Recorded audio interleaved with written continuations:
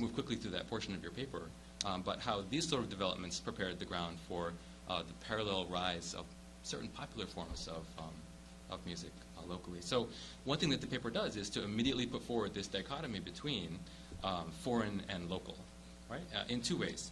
First, by identifying Western over against traditional Korean music and tracing the import of the former and its influence on the latter. And second, by thinking about the relationship between Japanese and Korean musical forms. So while I think the paper does an amazing job of laying out the parameters of the music industry during the colonial period, and also presents extremely interesting readings of both the content, the lyrics, and the form of these pieces of music, right? The rhythm, the voice, the tone, the meter, all the things I'm unfamiliar with. I don't even play the drums, so I'm even further from an expertise in this field. But this initial division, the basic assumption of the article between nationalized and temporalized forms of music, raised a couple of questions for me. Or I guess what's really the same question in two forms.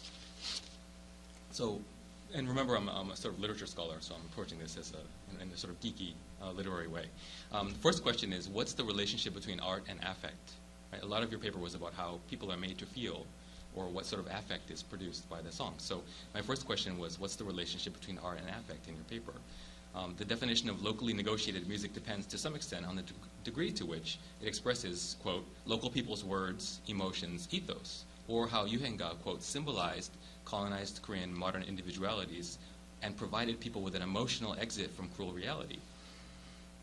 So the songs both express a certain emotion and also provide a cathartic, affective response for the listener, right, in the paper, which I think is wonderful. So this sort of two sub-points to the first question. It might be possible to emphasize how enjoyable these songs were. What kind of enjoyment is this? The enjoyment of the colonized and the enjoyment of hybrid musical forms that give access to or suggest connections with a larger cultural context. And second, I just wanted to point out, and this is a small point, but that the colonial context doesn't have a monopoly on sad songs, right? So I looked at an article which analyzed the top 100 pop songs in America from 1958 to 1998. And it was specifically looking for themes of love and loss and sadness and nostalgia, heartbreak and so on. Among those top 100 songs, 96% were love songs. In the R&B category, 82% of rock and roll songs were love songs, which often expressed love, loss, nostalgia for past love, hurt, love sickness, sadness, and so on. So the second part of the first question is, what makes the expression of love and nostalgia and sadness in Yuhenga a particularly colonial form of pathos? What is it that makes it a particularly colonial form of pathos? And I was reminded during your talk that these songs actually remained popular until the 1970s. So how do you divide between colonial period Yuhenga and then post-colonial Yuhenga, if at all? Which raises my second question. Can a musical form be defined or delimited to the point that it becomes coextensive with national boundaries? A musical form. I think the paper does a great job of laying out the debates regarding the nationality of Yuhenga, including the supposed Japaneseness of the popular songs, based on the idea that they imitated traditional Japanese musical idioms such as the yonanuki. And you do name critics of this essentialist position in the paper, but these critics actually respond to the idea that a cultural product can be considered of a particular nation by that a cultural product can be considered of a particular nation based on the genealogy of its formal aspects, i.e. its Japaneseness, by trying in turn to connect Yuhenga with traditional Korean musical forms such as Koreakayo or traditional Korean folk songs. So the complexity of the situation, Min Kyun-chan, you cite in the paper, points out how there are Western influences on purportedly Japanese musical forms, which then had an influence on Yuhenga through the colonial system of education. Right? So this is a wonderfully complex situation. But in a sense, the paper retreats from this by arguing that these songs were a cultural embodiment of colonized Koreans' experience of losing loved ones, hometowns, and country. The music appeased Koreans' deeply devastated heart and soul. So again, but from the perspective of the flow of culture, from place to place and time to time, what make Yuhenga a particularly national form? And this is the question that you raised. This is a wonderful question that the paper raises and addresses. So Taeji, I started visiting Korea in his Cypress Hill phase, and I remember thinking, what? Cypress Hill? So I guess I'm dating myself. And this is, a paper on a very important and still consequential figure. The huge hubbub at the end of April, right, where the news of his divorce was leaked. My students were like, and the alimony suit that Ijia is bringing against him, so on and so forth. So he's still in the news, and he's still very connected with at least the blogosphere. So the paper approaches the problem of why and how Sotaejian boys had such a large impact on younger generations through the mid-1990s by focusing on how ethics committees relaxed their control of music in the 1990s, how this corresponded with a series of phenomena that you talked about, including the rise of disposable income, foreign travel, live concerts, the availability of information on foreign trends, personal stereos and norebang, all these sort of phenomena, and how Sotaeji constructed a sort of iconoclastic subculture that took advantage of this confluence of social and economic and cultural phenomena, criticizing the older generation with his music, challenging the ethics committees with his lyrics and dress, and advocating individuality and freedom in what was really a relatively newly free, relatively free political environment of the early 1990s, and producing work heavily and openly inflected by Western musical forms. And another point that your paper makes is that though it's a commodity on the market like any other, Sotaeji's nonconformist music expressed a resistance that threatened authority, leading to the KBS TV ban that you mentioned, and the sort of negative media attention that he received, and so on. So my question here really comes from how the paper theorizes this potential for the resistance of aesthetic forms to the dominant culture within which they find themselves. How do you resist? Excuse me. And you cite two thinkers, Althusser, for whom dominant cultures collaborate with subcultures as a way of appropriating their subversive power to drain them of their potential, and Adorno, for whom the example you use in your paper is pseudo-individualism, an example of how minimal freedoms can be used, in fact, to support the hegemonic status quo. But what really intrigued me about your paper, something that really got me thinking, was how it wasn't just the words of the image of Sotaeji, but I have a quote, a very brief quote, the sheer unfamiliar sound of his music that represented the rejection of social norms. The sheer sound of the music, not even the language, the linguistic or visual aspects, but the sound of it. What came to mind was the Adorno of aesthetic theory, where the idea that social antagonism represents itself in aesthetic form rather than through the insertion of purportedly objective elements into the work itself. And so that, in other words, I think I'm interested in the relationship between the dominant culture and Sotaeji's work.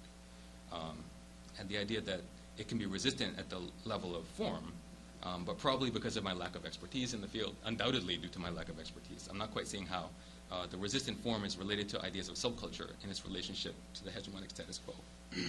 I don't know what's happening to my voice. And then, I should say that the further I get from the colonial period, the less I know about K-pop. So girls' generation is this is a largely unfamiliar phenomenon to me, which I felt strangely I felt strangely reassured. Either I'm young or I'm not, avuncular in a creepy way. Thank you. So I felt pretty good. Usually I feel awkward about my lack of K-pop knowledge with my students, but in this one case it seemed to be a good thing. But this was just a fantastic paper. I enjoyed reading very much and listening to, hearing today with the presentation. And it asks whether or not the liberation promised by and in girl group music videos, or MVs, is truly liberation or something else. So I think the thesis is generally that girl groups don't necessarily represent an escape from patriarchy and the gender ideologies of dominant social power, but offer at best what you call, correctly so I think, an ambivalent empowerment.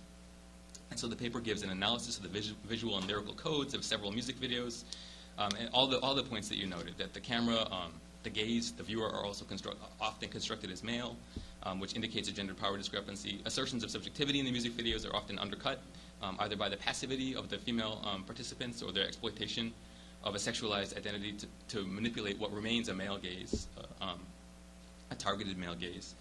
And even music videos from groups such as 2NE1, which was the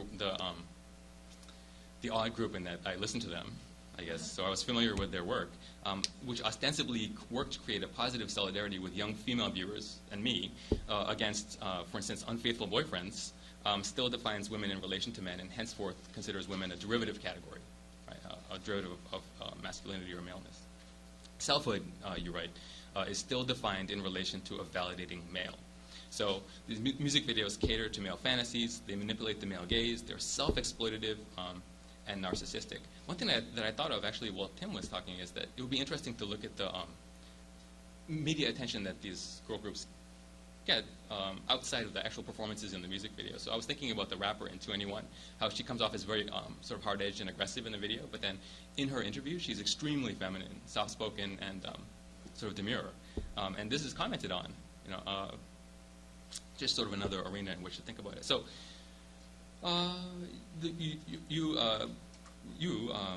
Stephen James, tie girl group videos closely to the particular social context of gender disempowerment in South Korea, and as expressions of both ideologies of sexuality and gender, and marketing tactics. And so you quoted Vanini and Myers, the music videos are socially constructed by the interplay among mainstream mores and values, consumption practices, and subjective interpretation of its meaning by its audiences.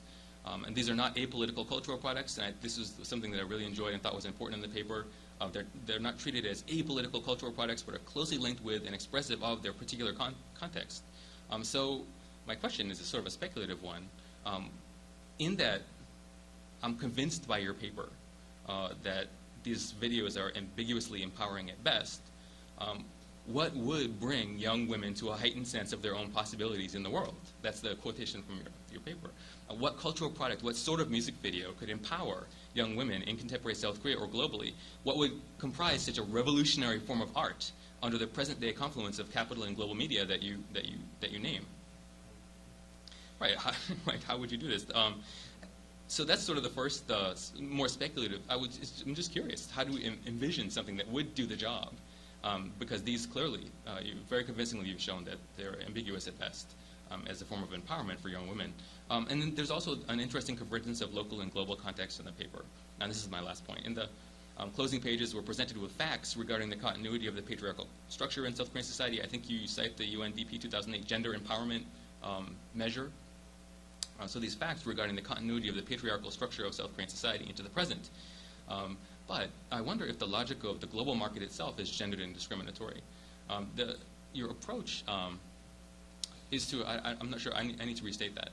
Your approach is to a particular context, South Korea. It's closely and carefully named and delineated as a patriarchal context in which these music videos are emerging.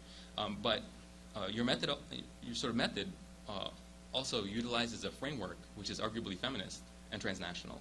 And so I wonder if that's actually a position from which to critique or look at a particular context, or whether the transnational context itself is in a condition similar to the one that you're naming or identifying in South Korea.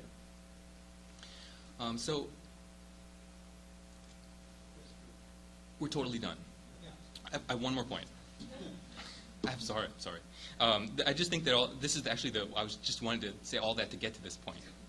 And that's why, right. So it's going to take less than 30 seconds.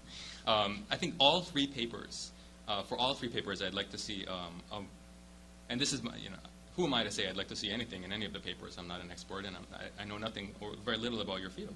But I'd like to see a more robust theorization of the relationship of art to society in all three papers. Right? How art forms reflect and express and resist and filter social antagonism or hegemonic cultural forms, and the social structures that they support.